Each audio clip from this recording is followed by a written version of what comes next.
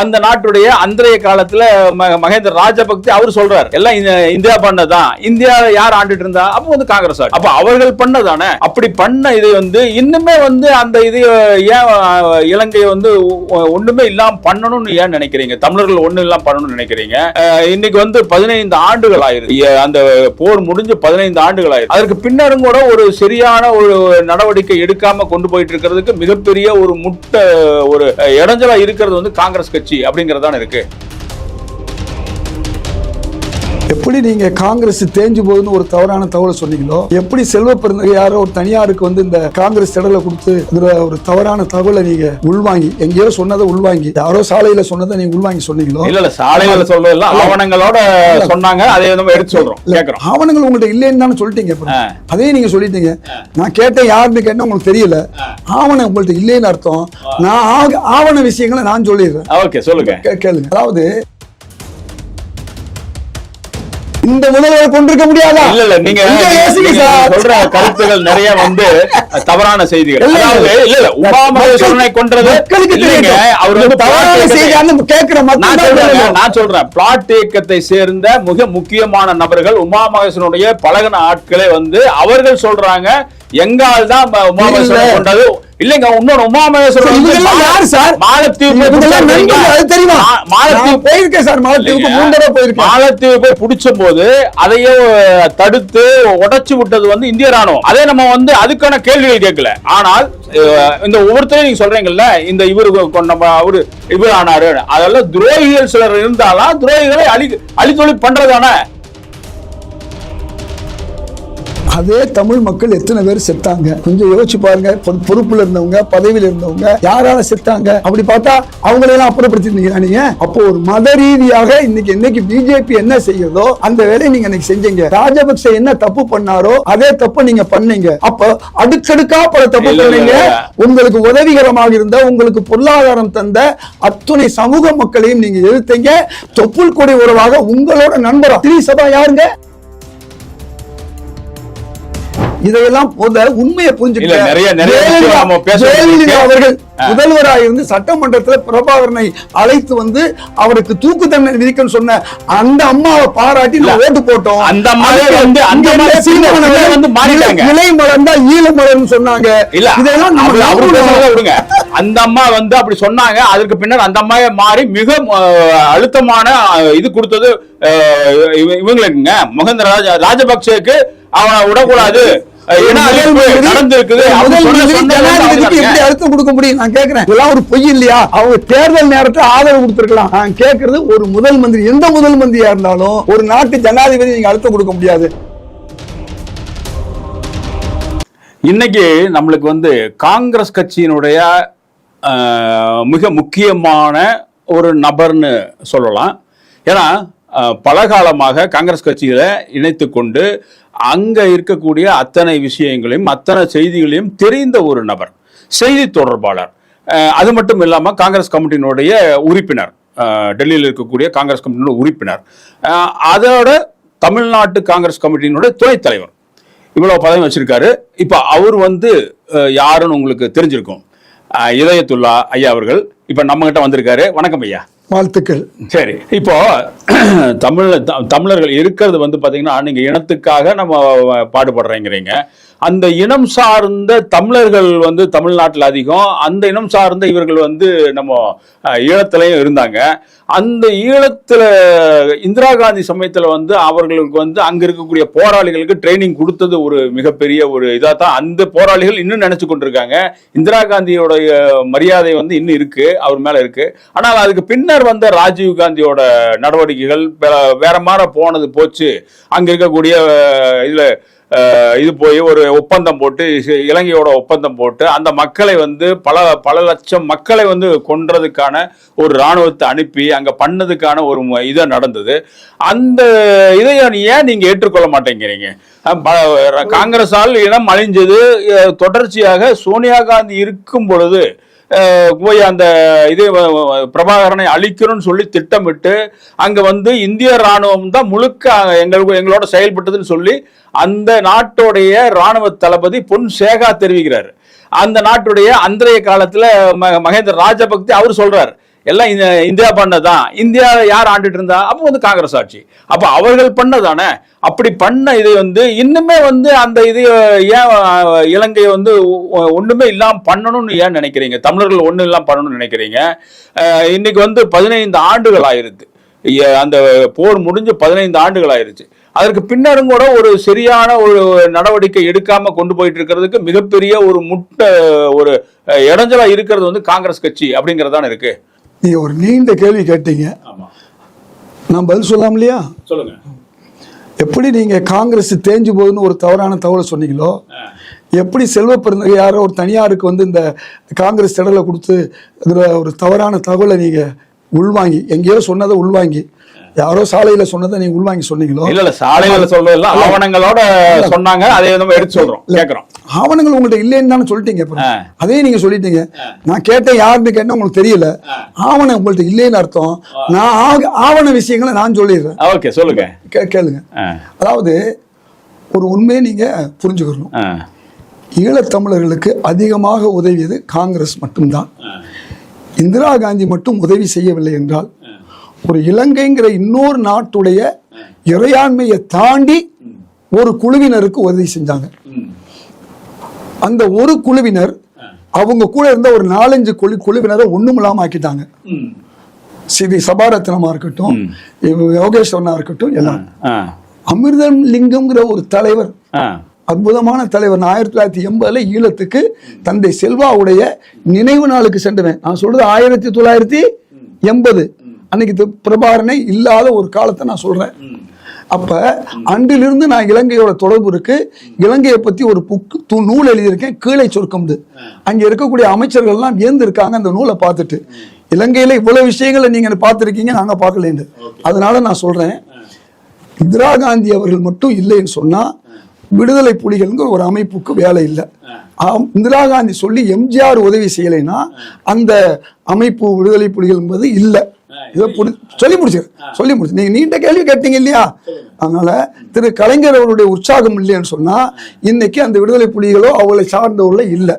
இப்படிப்பட்ட ஒரு சூழல்ல அதுக்கு அடுத்து திரு ராஜீவ்காந்தி என்ன செஞ்சாரு? படையை எதிர்ப்பு அனுப்பிச்சாரு. அதையும் நீங்க புரிஞ்சுங்க. கேட்ட கேள்வியில பூரா தவறான கேள்வினால சொல்ல வர்றேன். IPKF அனுப்பிச்சுட்டு திருப்பி எடுத்துக்கிட்டாங்க. எதுக்கு IPKF அனுப்பிச்சாங்க? தமிழ்நாட்டில் கூடிய அத்தனை கட்சியும் பீச்ல உண்ணாவிரதம் இருந்தாங்க, அங்கே கொடுமை நடக்குது, ராணுவத்தை அனுப்புங்கன்னு சொன்னாங்க. அன்னைக்கு ஒரே ஒரு நபர் தான் இட் இஸ், அதாவது இது முட்டாள்தனம் சொன்னவர் யாருன்னா திரு வெங்கட்ராமன் அவர்கள், ஜனாதிபதியா இருந்தவர். அதையும் மீறி ராஜீவ்காந்தி அந்த மக்களை காப்பாற்ற IPKF அனுப்பினாரு. என்னைக்கு அந்த மக்கள் எங்களுக்கு வேணாம்னு சொன்னாலும் திருப்பி வந்துட்டாங்க. அது திரு VP சிங் காலத்தில் நமக்கு நல்லாக தெரியும். அது மட்டுமல்ல, ஒரு ஒப்பந்தத்தை உருவாக்கினாரு திரு ராஜீவ்காந்தி. அந்த ஒப்பந்தத்தின் மூலமாக 2 மாநிலங்கள்ல அதுவரை இல்லாத அளவுக்கு முதல் மந்திரி ஆகக்கூடிய ஒரு வாய்ப்பு இருந்துச்சு. வரவும் செஞ்சாங்க. 2 முதல் மந்திரிகள் வந்தாங்க. இந்த 2 மாநிலங்களுக்கு சேர்ந்து ஒரு முதல் மந்திரி முதல்ல வந்தாரு. அப்ப பிறகு ராஜீவ்காந்தி சொன்னாரு, பிரபாகரனை அழைச்சு பல கட்டங்கள் பேச்சுவார்த்தை நடத்தினாரு. முதல்ல அந்த நாட்டில் நீங்க ஒரு மாநில அந்தஸ்தை பெற்றுக்கொள்ளுங்கள். மாநில அந்தஸ்து பெற்றுக்கொண்டால் உங்களுக்கு காவல்துறையிலிருந்து எல்லா துறையும் உங்க கைக்கு வந்துடும். நீங்க அதுவரை நீங்க வடக்கத்தான் நீங்க துப்பாக்கியை பிடிச்சிருப்பீங்க. எப்ப நீங்க தெற்க துப்பாக்கியை பிடிச்சீங்களோ அன்னைக்கு ஒரே நாள்ல ஈழம் மலரும். அதுவரையும் பொறுமையா இருங்கன்னு சொன்னவர் தான் திரு ராஜீவ்காந்தி. அந்த ராஜீவ்காந்தி இந்திரா காந்தி செய்த அந்த நன்மையை கூட விளங்காம, அதுக்கு நன்றியோட இல்லாம அவருடைய மகனாகிய ராஜீவ்காந்திய, உங்களுக்கு எனக்கும் பிரதமராக இருந்த ஒரு ராஜீவ்காந்திய கொன்றார்கள், அநியாயமா கொன்றார்கள். நல்லா புரிஞ்சுக்கோங்க. அது மட்டுமல்ல, ஏற்கனவே தமிழ் தலைவர்கள் நிறைய கொண்டது. சிங்களர்களை விட தமிழ் தலைவர்களை கொன்றது யாருன்னு சொன்னா விடுதலை புலிகள். என்ன அவர்களை சார்ந்தவர்களை ஒத்துக்கொண்டார்கள். 2 நிமிஷம் சொல்லி முடிச்சுங்க. சொல்லுங்க. நீங்க கேட்ட கேள்விக்கு பாதியாக நான் பதில் சொல்றேன். அப்படி இருக்கும் பொழுது என்ன நடந்துச்சு? இங்க இருந்து சோனியா காந்தி அவர்களோ ராகுல் காந்தி அவர்களோ யாரும் படையெடுத்துட்டு போய் அங்கே வேற யாரையும் கொல்லல. சுற்றி வளைத்தது சிங்கள ராணுவம். சிங்கள ராணுவத்துக்கும் அங்கே இருந்தவர்களுக்கு தான் பிரச்சனை. நம்முடைய இடம், நம்ம தொப்புள் கொடி உறவு. அன்னைக்கு அந்த ராஜபக்சே தான் அவ்வளவு பெரிய தவறு செஞ்சாரு. ஒரு நாடு இன்னொரு நாடுக்கு உதவுறதுங்கிறது இன்னைக்கு நமக்கு யாரு உதவி இருக்கா? இங்க பிரச்சனைன்னு வந்தா ரஷ்யா உதவுது, அமெரிக்கா உதவுது, மற்ற நாடுகள் உதவுது. பாகிஸ்தானுக்கு ஒரு பிரச்சனைன்னா யார் உதவுறா? துருக்கி வர்றாங்க, அவர்களுக்கு பல நாடுகள் உதவுது. இது மாதிரி பக்கத்து நாடுகளோட நம்ம ஏற்கனவே என்ன தேவையோ கொடுத்துருந்தோமே ஒழிய, போர் நேரத்தில் அந்த நேரத்தில் அந்த மே மாதம் நாம் எதையுமே நாம கொடுக்கல. இதை வைத்துக்கொண்டு அன்னைக்கு ஒரு தவறான ஒரு பொய் செய்தியை ஏதோ காங்கிரஸ் கட்சி அங்கே போய் அந்த மக்களை கொன்றதாக ஒரு உருவகத்தை உருவாக்கி, அந்த உருவகத்தின் காரணமாக இங்க இருக்கக்கூடிய அன்றைக்கு அதிமுக ஆட்சியை வரவழைப்பதற்கு எந்த அதிமுக, எந்த ஜெயலலிதா இதுவரையும் சொன்னாங்க? பிரபாகரனை கைது செய்து அழைத்து வந்து இங்கே அவருக்கு தூக்கு தண்டனை கொடுக்க வேண்டும் என்று சட்டமன்றத்தில் பேசினாங்க. அந்த மாதிரி இந்திரா காந்தி பேசல, அந்த மாதிரி ராஜீவ் காந்தி பேசல. ஆனா இப்படி பேசிய ஒருவருக்கு இந்த தவறான ஒரு செய்தியை வைத்துக் கொண்டு அன்னைக்கு ஆதரவு கொடுத்து 2011 முதல்வராக்குறாங்க. உண்மையை அறியாததன் காரணமாக இன்னைக்கு வரை காங்கிரஸ் மீது ஒரு களங்கம். ஏதோ காங்கிரஸ் போய் அங்க சண்டை போட்டு, அதாவது சிங்கள படை இங்க இல்லைன்னு மாதிரி, அந்த ராஜபக்சேக்கு காங்கிரஸ் எதிராக இருந்தது. அவரை வரவழைத்து ரத்தன கம்பளம் விரித்தது பிஜேபி அரசு, மோடி அவர்கள். அது மட்டுமல்ல, அவர் வெற்றி பெற போகிறார் என்ற தகவல் தெரிவதற்கு முன்பாக அவர் வெற்றி பெற்று விட்டார், வாழ்த்துகிறேன் சொன்னது நம்முடைய பிரதமர் மோடி அவர்கள். அதனால பாஜக பல தப்புகளை செய்த போது உங்களுக்கு நன்றாக தெரியும், இறுதி வரை நாம் எல்லாம் போராடினோம். அந்த இந்த பிரச்சனையில 7 பேர் விடுதலை விஷயத்துல கடைசி வரை விடாமல் இருந்தது யாரு? இதே பிஜேபி. காங்கிரஸ் தலைவர்கள் மன்னித்தார்கள், நளினியை மன்னித்தார்கள், திருமதி பிரியங்கா காந்தியிலிருந்து சோனியா காந்தி வரை மன்னித்தார்கள். அப்படிப்பட்ட ஒரு குடும்பத்தை எந்த கட்சி 7 விடுதலைக்கும் எதிராக கடைசி வரை இருந்து உச்சநீதிமன்றம் போய் நம்ம விடுதலை வாங்கினோமோ அந்த கட்சியை ஆதரிப்பதற்கு இந்த பொய் ஊடகங்கள் இந்தியாவில் செய்வது போன்று தமிழ் மக்களுடைய, நம்முடைய தொப்புள் கொடி உறவுகளாகிய தமிழர்களுக்கு எதிரான ஒரு விஷயத்திலும் காங்கிரஸை தவறாக சித்தரித்திருக்கிறார்கள். இந்த உண்மை புரியும். நான் மீண்டும் சொல்றேன், இந்த குழுக்கள் ஒன்றாக இருந்திருந்தால், தங்களுக்குள் சண்டையிடாமல் இருந்தால், ஸ்ரீ சபாரத்தினம் போன்றவர்கள், இப்படி உமாமகேஸ்வரன் போன்றவர்கள் சாகாமல், அமிர்தலிங்கம் போன்றவர்கள் சாகாமல் இருந்திருந்தால் இன்றைக்கு அங்கே ஈழம் மறந்திருக்கும். அதற்கான உதவியை ராஜீவ்காந்தி செய்தார். அதற்காகத்தான் ஒரே ஒரு விஷயத்தை மட்டும் சொல்றேன், இந்தியாவில் தமிழ்நாட்டில் எந்த தலைவரும் சிங்களன்ட்டு அடி வாங்கல. அடி வாங்கிய ஒரே தலைவன் யாருன்னு சொன்னா ராஜீவ்காந்தி. ஏன்? அவனுக்கு தெரியுது ராஜீவ்காந்தி ஒருத்தர் தான் தமிழர்களுக்கு ஆதரவா இருக்காரு, மற்றவர்களெல்லாம் எதிராக இருக்கிறார்கள். இந்த உண்மையை உங்கள் மூலமாக மக்களுக்கு நான் சொல்றேன். என்றைனாலும் உண்மை ஒரு நாளைக்கு நிற்கும். அதுவரையும் நாம் செய்யக்கூடிய தவறுகளுக்கு நாம் தான் அனுபவிக்கும். அது நீங்களா இருந்தாலும், நானாக இருந்தாலும், பிரபாகரனாகவே இருந்தாலும், நாம் தவறு செய்தால் நாம் ஒன்றுமில்லாமல் ஆகிவிடுவோம். ஆனா தெளிவான காங்கிரஸ்காரங்கிறது நல்லா தெரியுதுங்க. நீங்க பேசின அத்தனை செய்திகள்லையும் பல செய்திகள் நம்ம மறுக்க முடியும். நான் அதனாலதான் கொஞ்சம் அமைதியா இருந்தேன். நீங்க இத்தனை நேரம் பேசக்கு நீங்க பேசுங்க அப்படின்னு சொல்லி. இப்போ அவர்கள் 87ல இலங்கை இந்திய ஒப்பந்தம் போடும் பொழுது அதற்கு மறுப்பு தெரிவித்தவர் பிரபாகரனை வலுக்கட்டாயமாக தூக்கி கொண்டு போய் உட்கார வச்சு மிரட்டி, நீங்க ஆயுதங்கள்லாம் ஒப்படைங்க அப்படின்னு சொல்லி பண்ணவங்க காங்கிரஸ் கட்சியில இருந்தவங்க. அது இன்னைக்கு ஆவணங்கள் வெளியே வந்திருக்கு, எல்லா ஆவணங்களும் வெளியே வந்திருக்கு. அது மட்டும் இல்ல, அவரு நீங்க நிறைய பேசிட்டீங்க, நான் அதுக்கெல்லாம் ஒன்னொன்னா சொல்லிடுறேன். ஒன்னொன்னா கேளுங்க, முதல்வரா இல்ல நீங்க அடுத்தடுத்து கேளுங்க. குழந்தைகளுக்கு மருந்து கொடுப்பாங்க, தாய் நல்லது கொடுப்பாங்க. ஒரு இந்தியாவுடைய பிரதமர், இவர் எந்த பதவியிலே இல்லாதவர், அவர் சொல்றாரு நீங்க பொறுமையா இருந்து, நான் இவ்வளவு நேரம் சொன்னேன் இல்லையா, இருந்து நீங்க ஈழத்தை பெற முடியும். ஒரு நாட்டுக்குள்ள இன்னொரு நாடு போய் நீங்க உடைச்சுக்க முடியாது.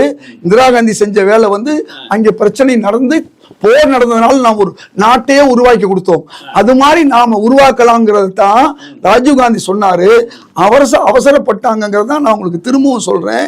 அதனால இந்த உண்மை வரும். நான் திரும்பவும் சொல்றேன், அதாவது நீங்க சொன்ன மாதிரி அவரை கூட்டிட்டு போய் இந்த மாதிரி சொன்னாங்க, இந்த ஒப்பந்தம் மூலமாக நாம அதிகாரங்களை பெறுவோம்னாங்க. இன்னைக்கு கூட எல்லாரும் என்ன சொல்லிட்டு இருக்காங்க, என்ன கேட்டுக்கிட்டு இருக்காங்க இன்னைக்கு இலங்கை தமிழ் மக்கள்? ராஜீவ் காந்தி கொடுத்த அந்த சட்ட திருத்தத்தை, அந்த 13-14வது சட்ட திருத்தத்தை கொடுங்கன்னு கேக்குறாங்க. அது எப்ப தெரியுது நமக்கு? அன்னைக்கு தெரியல, இன்னைக்கு தெரியுது. ராஜீவ் காந்தி கொடுத்திருந்த அந்த உரிமைகள் நமக்கு கிடைத்திருந்தால் இன்றைக்கு தமிழ் மக்கள் இன்னைக்கு ரொம்ப கஷ்டப்பட்டு இருக்காங்க. நம்ம நினைக்கிற மாதிரி இல்ல. ஜப்னாவில இருந்து எல்லா ஊர்களையும் சிங்களர்கள் அந்த அதிகாரத்தை கொடுக்கல, அதிகாரத்தை வாங்கி தரும் சொன்னவர் ராஜீவ் காந்தி. அவரையே மறுதளித்ததுனால, அந்த திட்டம் போனதுனால இன்னைக்கு தெரியுது. எப்ப வரும் நிழலுடைய அருமை? எப்ப தெரியும்? வெயிலுக்கு போகும்போது. அந்த 13வது திருத்த சட்டமும் கூட வந்து பல அமைப்புகள் ஏற்றுக்கொள்ளலைங்கிறது நீங்க ஏற்றுக்கொண்டது முதல்வர். நீங்க வேற, நான் சொல்றது அங்க முதல்வர் யார் தெரியுமா உங்களுக்கு? தமிழ் முதல்வர் சொல்லுங்க, யாரு சொல்லுங்க பார்ப்போம். அவர் எப்படி முதல்வர் ஆனாரு? அவரோட சேர்ந்து 3 கட்சிகள் எப்படி முதல்வர் ஆனாங்க? எந்த ஒரு கட்சி எல்லா கட்சிகளையும் சாவடித்ததோ அந்த கட்சி சார்பா நீங்க பேசுறீங்க. ஸ்ரீ சபாரதன் தமிழர் இல்லையா? அமிர்தலிங்கம் தமிழர் இல்லையா? மங்கையரசி தமிழர் இல்லையா? நான் கேட்கிற கேள்வி, யோகேஸ்வரன் தமிழர் இல்லையா? தமிழர்கள் இருக்கலாம், நீங்க சொன்னவர்கள் அத்தனை பேரும் தமிழர்களா இருக்கலாம். ஆனால் துரோகிகள் எல்லாம் தமிழர்களை ஏற்றுக்கொள்ள முடியாது. தமிழ் ஏற்றுக்கொள்ள முடியும். முதல் மந்திரி அன்றைக்கு வந்து யாரு? அவங்க வந்து பொம்மை முதல் மந்திரியாக யார் வைத்தது? இந்திய ராணுவம் தான் இவரை வந்து தேர்ந்தெடுத்து அந்த கொண்டு நீங்க வந்து உட்காருங்க அப்படின்னு சொல்லி வந்தது. அது அடுத்தது வந்து இந்திய ராணுவம் திரும்பி வரும்போது கூடயே பிளைட்ல வந்தாரு. நீங்க முதல் மந்திரி வந்து மக்கள் ஏற்றுக்கொண்டாங்க, ஏன் அவர் திரும்பி வராரு? ஏன் வந்து ராணுவ பிளைட்ல ஓடியாந்து டெல்லியில உட்கார வச்சு பாதுகாத்து கொடுத்துட்டு இருக்கீங்க? அந்த முதல் மந்திரி இப்போ ஸ்டாலின் வந்து முதல் மந்திரி அந்த ஒருத்தர் எவ்வளவு பேரை கொண்டார்கள். மீண்டும் மீண்டும் சொல்றேன், யோகேஸ்வரனா இருக்கட்டும், அமிர்தலிங்கமா இருக்கட்டும், ஸ்ரீ சபாவா இருக்கட்டும், உமா மகேஸ்வரனா இருக்கணும், இவ்வளவு பேரை கொல்லும் போது இந்த முதல்வரை கொண்டிருக்க முடியாதா? இல்ல நீங்க சொல்ற கருத்துகள் நிறைய வந்து தவறான செய்திகள். இல்ல உமா மகேஸ்வரனை கொன்றது மக்களுக்கு தெரியுங்க. அவர் வந்து தவறான செய்தி கேட்கிற மக்கள். நான் சொல்றேன், பிளாட் இயக்கத்தை சேர்ந்த மிக முக்கியமான நபர்கள், உமா மகேஸ்வரனுடைய பழகின ஆட்களே வந்து அவர்கள் சொல்றாங்க எங்கால் தான் உமா மகேஸ்வரன் கொண்டது இல்லைங்க. இன்னொரு உமா மகேஸ்வரன்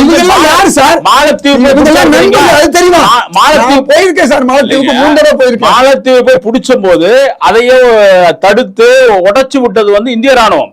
அதே நம்ம வந்து அதுக்கான கேள்விகள் கேட்கல. ஆனால் இந்த ஒவ்வொருத்தரையும் நீங்க சொல்றீங்கல்ல, இந்த இவரு நம்ம அவரு இவர் ஆனாரு, அதெல்லாம் துரோகிகள் சிலர் இருந்தாலும் துரோகிகளை அழித்தொழி பண்றதானே. இப்ப நீங்க இந்திரா காந்தி விட்டுட்டுமா? தொப்புள் கொடி இல்லையா? நான் கேக்குறது, துரோகிங்கிறது யார் பார்வையில துரோகி? நான் கேக்குறது அமிர்தலிங்கம் துரோகியா? நான் கேக்குறது துரோகி என்பது நீங்க ஒரு விஷயத்தை புரிஞ்சுங்க. தந்தை செல்வா உயிரோடு இருந்தாலும் அவரையும் நீங்க துரோகின்னு தான் சொல்லியிருப்பீங்க. அதெல்லாம் கிடையாது. நீங்க பாருங்க, நான் சொல்றது நீங்களா கற்பனை பண்ணிக்கிறீங்க. நிறைய சொல்றேன், நீங்க இவ்வளவு பேசுறீங்கல்ல, அவங்க நம்மள துரோகி. தமிழ்நாட்டில இருந்து போன இந்திய தமிழர்களை, கொழும்புல இருந்தவர்களை, அதே மாதிரி வந்து மலையக தமிழர்களை துரோகி, இவர்கள் இந்த நாட்டை விட்டு அனுப்புங்கன்னு சொன்னவங்களுக்கு மேல நீங்க வக்காலத்து வாங்குறீங்க. எப்பங்க உங்களுக்கு என்ன வருது? சொந்த நாட்டு தமிழர்கள் இலங்கையில இருந்து அப்புறப்படுத்துவதற்கு காரணமா இருந்தவர்களை போய் நீங்க ஏதோ நண்பன் சொல்றீங்க. நீங்க இறுதிக்கட்ட போர்ல மொத்தமாக நீங்க இதே சொல்றேன் பாருங்க, இது அந்த ஒப்பந்தம் போட்டு வந்து 15 நாளுக்குள்ள திலீபன் வந்து உண்ணாவிரதம் இருக்காரு. அதற்கு வந்து காமிக்க முடியல. சின்ன சின்ன வரலாறுலாம் தாண்டி நம்ம ரொம்ப பேசிட்டோம்.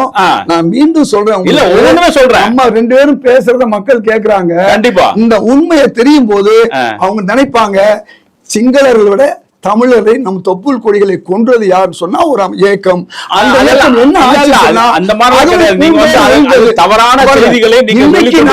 செய்ய வேண்டியது அந்த இன்னைக்கு இருக்கக்கூடிய மீதி உள்ள தமிழ் மக்களுக்கு நாம் எந்த வகையில உதவுன்னு சொல்லி காங்கிரஸ் இன்னைக்கு 10,000 வீடுகளை கட்டி கொடுத்து திறந்து வச்சது நம்ம பார்த்தோம். 2வது இந்த அரசும் அதை தொடர்ந்துகிட்டு இருக்கு. நீங்க வாழக்கூடிய தமிழர்களுக்கு செய்யணும். அன்னைக்கு வாழ விடாம நினைக்கிறத நீங்க சாதிச்சுட்டீங்க. இப்ப வந்து நல்லது பண்ணணும்னு சொல்றீங்க. எளிய மக்களை கேடயமாக கொண்டு போய் அவர்களை சாக கொடுத்தது யாரு? அதையும் நீங்க சிந்திங்க. தன்னை காப்பாத்துறதுக்கு சுத்தி வந்து சாதாரண மக்களை கேடயமாக்குன்னு அவர் மேல குற்றச்சாட்டு வந்துச்சா இல்லையா?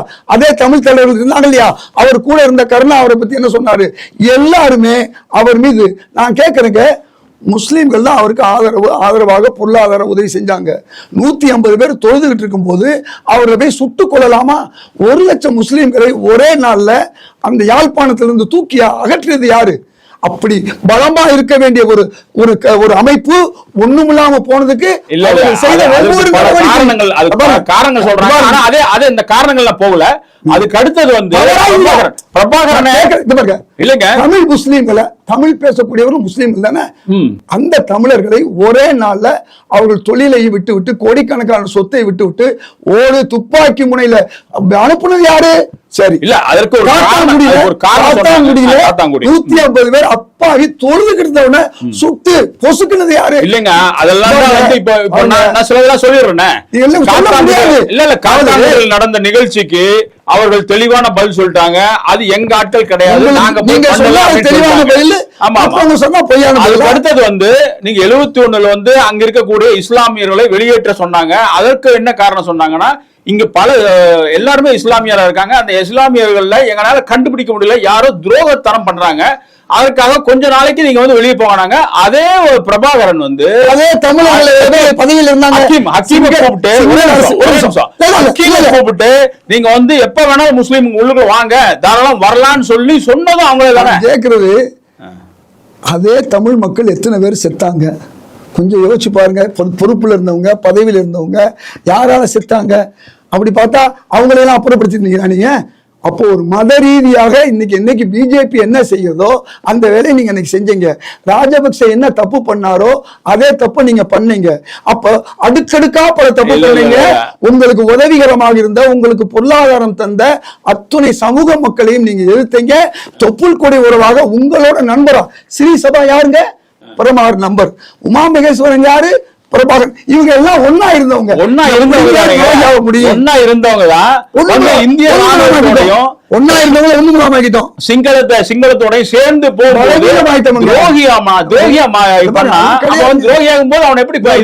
நாம வந்து ஒரு தனி மனித துதிக்காக வேண்டி ஒரு ஒட்டுமொத்த மக்களை நாம இழந்திருக்கோம்.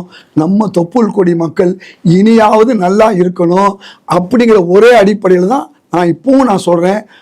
நடந்தது முடிஞ்சு போச்சு. இனியாவது இருக்கக்கூடிய தமிழ் வந்து நம்ம வந்து அப்படியே விட்டுட்டு போயிட முடியாது. பல லட்சம் மக்கள் உயிர் போயிருக்குது. இந்திய ராணுவத்தினுடைய 50,000 பேர் நீங்க 1.5 லட்சம் நீங்க 1 லட்சம் உங்க வாயில இருந்து வருது பாருங்க. அங்க செய்தியாளர், நீங்க வந்து ஒரு செய்தியாளர் பிரணாப் முகர்ஜி உங்களோட அமைச்சர் சொல்றீங்க, மிக முக்கியமான ஒரு அமைச்சர். அவரு சொல்றாரு 40,000 மக்கள் அங்க அழிஞ்சிருக்காங்க அப்படின்னு சொல்றாரு. இப்போ கனரக ஆயுதங்கள் கொடுக்கல, எல்லா ஆயுதங்களும் கொடுத்த மத்தெல்லாம் பண்ணோம் அப்படிங்கிறாரு. புகழ்ச்சி மேல நீங்க பொய் சொல்ல வேண்டிய அவசியம் இல்ல, வேண்டாம், தேவையில்லை. தெரியும், கேளுங்க. நான் வந்து 53 ஆவணங்களோட நான் சொல்றேன், நான் ரெடியா இருக்கிறேன். இலங்கை சொல்றேன் 1979 80 இருந்து எனக்கு இலங்கை தொடர்பு இருக்கு. இலங்கையை பற்றி நூல் எழுதியிருக்கேன். அந்த நூல்ல இந்த தகவலை சொல்லியிருக்கேன். இந்த தகவலை திரு ராஜீவ் காந்தி கூறியது, நீங்கள் பொறுமையாக இருங்கள், 2 மாநிலத்துடைய முதல்வராக இருங்கள், இருந்த பிறகு உங்களுக்கு எளிதாக ஈழம் கிடைக்கும். ஐயா, அவர்கள் வந்து சுதந்திரம் கேட்க இடத்துல போய் நீ முதல் மந்திரி ஆயிரு அப்படின்னு சொல்லி, இப்ப அசாம்ல வந்து இதே மாதிரிதான் ஆச்சு. அசாம்ல வந்து முகந்தாவை இந்திரா காந்தி இருக்கிற பீரியட்ல நீ வந்து போராட்டம் பண்ணாத அப்படின்னு சொல்லி முதல்வரை ஆக்கிட்டு, இன்னைக்கு அந்த இது என்னாச்சு? அந்த பிரபல முகந்தா எங்க போனான்னு தெரியாது, சாட்சி இருக்கிற வரையும் பிரபல் முகந்தா வந்து தலைவராக இருந்தாரு, பொறுப்புல இருந்தாரு. பிஜேபி வந்துச்சு, எப்படி மெஹபூபா முஃப்திய ஒண்ணுமில்லாம ஆக்குனாங்களோ அதே மாதிரி நம்முடைய சிவசேனா கட்சியை ஒண்ணுமில்லாம ஆக்குனாங்களோ, லோக் தளத்தை ஒண்ணுமில்லாம ஆக்குனாங்களோ, பஞ்சாப்ல இருந்த அகாலி தளத்தை ஒண்ணுமில்லாம ஆக்குனாங்களோ, அப்படி பிரபுல் குமார் முகந்தாவையும் இந்த பிஜேபி ஒண்ணுமில்லாம ஆக்குச்சு. இந்த பிஜேபி தான் தமிழர்களுடைய 70 விடுதலைக்கு எதிராக இருந்துச்சு. இதையெல்லாம் உண்மையை புரிஞ்சுக்கிட்டு அவர்கள் முதல்வராக இருந்து சட்டமன்றத்தில் பிரபாகரனை அழைத்து வந்து அவருக்கு தூக்கு தண்டனை விதிக்கன்னு சொன்ன அந்த அம்மாவை பாராட்டி ஓட்டு போட்டோம். அந்த இலை மலர்ந்தா ஈழ மலர்னு சொன்னாங்க. இதெல்லாம் அந்த அம்மா வந்து அப்படி சொன்னாங்க. அதுக்கு பின்னர் அந்த அம்மாவை மாறி மிக அழுத்தமான இது கொடுத்தது இவங்களுக்குங்க, மஹிந்த ராஜபக்சேக்கு அவனை விடக்கூடாது நடந்திருக்குது. முதல் மந்திரி ஜனாதிபதிக்கு எப்படி அழுத்தம் கொடுக்க முடியும்? நான் கேட்கிறேன், இதெல்லாம் ஒரு பொய் இல்லையா? அவங்க தேர்தல் நேரத்தில் ஆதரவு கொடுத்திருக்கலாம். நான் கேட்கறது, ஒரு முதல் மந்திரி, எந்த முதல் மந்திரியா இருந்தாலும் ஒரு நாட்டு ஜனாதிபதி நீங்க அழுத்தம் கொடுக்க முடியாது. அவங்க இந்திய பிரதமரோட பேசக்கூடியவங்க, இந்திய பிரதமர் இன்னைக்கு இந்த ஜனாதிபதியாக இருக்கட்டும், அவர் இங்க வர வேண்டிய அவசியம் இல்லை. மெட்ராஸ் வந்து அப்படி டெல்லி போயிருவாங்க. அதனால நீங்க இந்த மாதிரி பொய் மக்களுக்கு தெரியும். எந்த அழுத்தமும் கொடுக்க முடியாது. கண்டிப்பா என்ன சொல்றேன், நீங்க என்ன சொல்றீங்கன்னு மக்களுக்கு கண்டிப்பா தெரியும், நிறைய விஷயம் தெரியும். இப்போ என்ன, இப்ப இறுதிக்கு வந்துருவோமே. இப்ப நீங்க என்ன நினைக்கிறீங்க? நீங்க வந்து இப்ப அந்த ஈழம் கிடைக்கும்னு நினைக்கிறீங்களா, அல்லது வந்து வேண்டாம் நினைக்கிறீங்களா? என்ன ஒரு காங்கிரசினுடைய நிலைப்பாடு என்ன? இது என்ன மாதிரி ஒரு முடிவுல இருக்கிறீங்க? இப்ப வந்து அவங்களுக்கு ஈழம் அழிஞ்சது, ஈழம் அழிக்கப்பட்டது எல்லாமே இருந்துட்டோம். இப்ப இருக்கிற நிலைப்பாடு 15 வருடம் கழிச்சு இன்னைக்கு இந்த மாதிரி ஒரு இதுல போயிட்டு இருக்கு. இப்ப என்ன நினைக்கிறீங்க? காங்கிரஸ் கட்சியோட நிலைப்பாடு என்ன? இன்னைக்கு மீண்டும் ஈழத்தமிழர்கள் ஒன்றிணைந்து போராடி பழைய பலத்தோடு சக ஈழத்தமிழ் மக்களை கொண்டு குவிக்காமல் ஒற்றுமையாக இருந்து ஈழம் வேண்டும் என்று சொன்னால் நிச்சயமாக இந்தியா உதவும். இந்தியாவில் எந்த கட்சி இருந்தாலும் உதவும். பாஜகவுக்கு சொல்ல முடியாது, காங்கிரஸ் உதவும். எந்த இந்திரா காந்தி ஈழத்தமிழருக்கு உதவினாரோ, எந்த ராஜீவ்காந்தி ஈழத்தமிழருக்கு உதவினார்களோ, எந்த காங்கிரஸ் ஈழத்தமிழருக்கு உதவினதோ அது நிச்சயமாக உதவும். ஆனால் எந்த கட்சி உதவியதோ அந்த கட்சி தலைவரே நாம் அழித்து விட்ட பிறகு அந்த விஷயத்திலும் கொஞ்சம் பின்னடைவு இருக்கலாம். ஆனால் முதல்ல ஈழத்தில் இருக்கிற மக்களுக்கு நல்வாழ்வு தருவதற்கு உலகளாவிய ஈழத்தமிழர்கள் ஒன்றிணைந்து அவர்களுக்கு உதவ வேண்டும். இந்தியாவும் காங்கிரஸ் உதவியது போன்று இன்றைய அரசும் உதவுகிறது. இது தொடர வேண்டும். நீங்க நினைக்கிற மாதிரி மீண்டும் ஒரு பிரபாகரன் எங்கே பிறந்து வந்து அந்த பிரபாகரன் சக தமிழர்களுக்கு எதிராக இல்லாமல் இருந்து ஒற்றுமையாக இருந்து ஒரு நிலைப்பாட்டை எடுத்தால் நாளைக்கு ஈழம் மலரும். அதற்கு காலம் வரும். பொறுத்திருப்போம், காத்திருப்போம். நன்றி ஐயா, மிக விரிவாக நீங்க பேசுனீங்க. ரொம்ப நன்றி, வணக்கம்.